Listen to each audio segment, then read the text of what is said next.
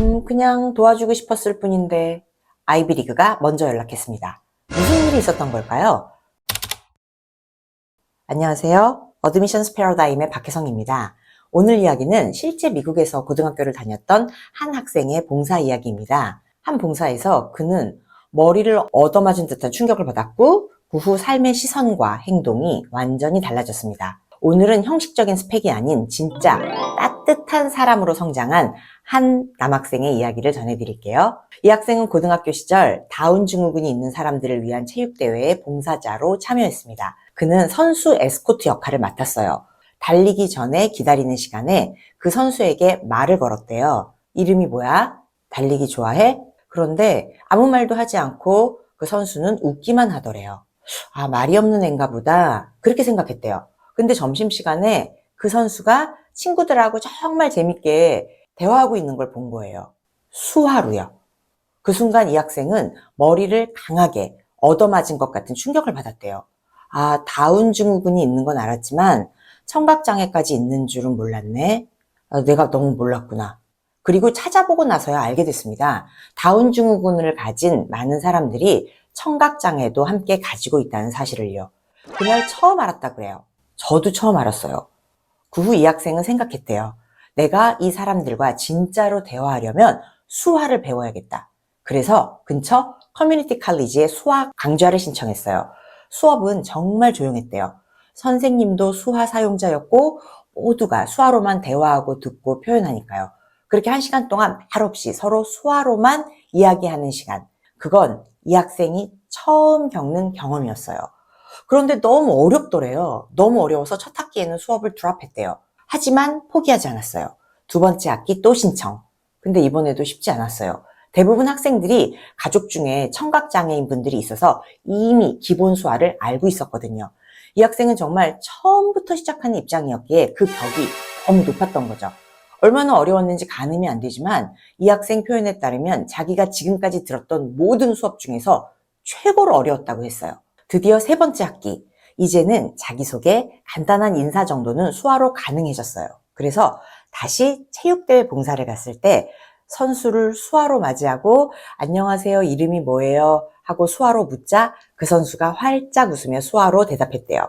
그 웃음이 그렇게 따뜻했대요. 그런데 이 학생에겐 작은 꿈이 하나 있었다네요. 정말 처음 만났던 그 말없이 웃기만 했던 바로 그 선수에게 수화로 이름이 뭐예요? 라고 다시 만나서 묻는 거. 하지만 그 선수와는 다시 만나지 못했대요. 그게 많이 아쉬웠다고 하더라고요. 대신 이제는 다른 선수들에게 수화로 인사를 건넬 수 있었고 그 선수들은 그걸 너무 좋아했대요.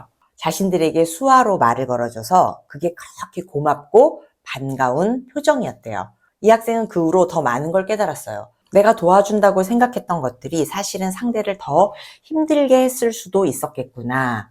예를 들어 청각장애가 있는 분께 도움을 주려 할 때 가장 먼저 하는 게 부축이래요. 근데 그분은 걷는 데는 전혀 문제가 없고 필요한 건 딱 의사소통이죠. 부축하려는 그 손길이 오히려 더 불편한 거예요. 시각장애가 있는 분께 도움을 줄 때도 마찬가지예요. 그분이 잡기 쉽게 팔을 그냥 내드리는 게 맞는 방법인데 우리는 막 끌고 가거나 손을 잡아 이끄는 실수를 자주 하죠. 그리고 또 하나, 장애가 있으니까 나보다 뭔가 부족할 거야. 그런 무의식적인 편견 정말 많이들 가지고 있어요. 그 학생이 다운 증후군을 가진 사람들을 위한 체육대회에서 한 선수에게 나이를 물었을 때 그녀가 나는 46살이야. 넌? 그래서 저는 16살이요. 그랬더니 너는 어리니까 뭐든 할 수 있겠네. 열심히 해.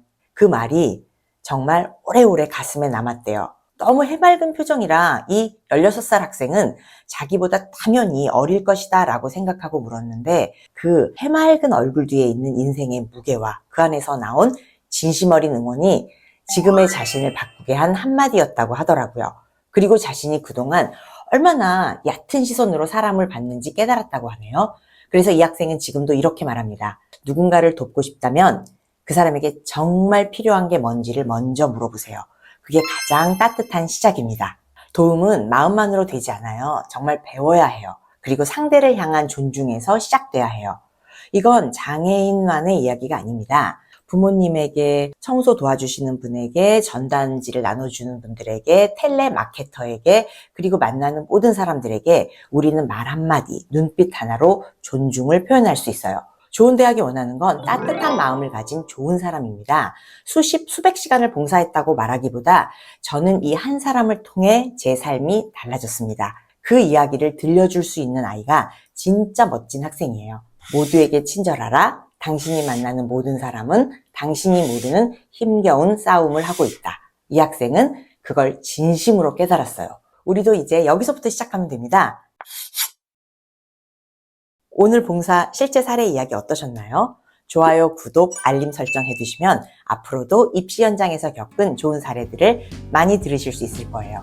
이상 어드미션스 패러다임의 박혜성이었습니다. 감사합니다.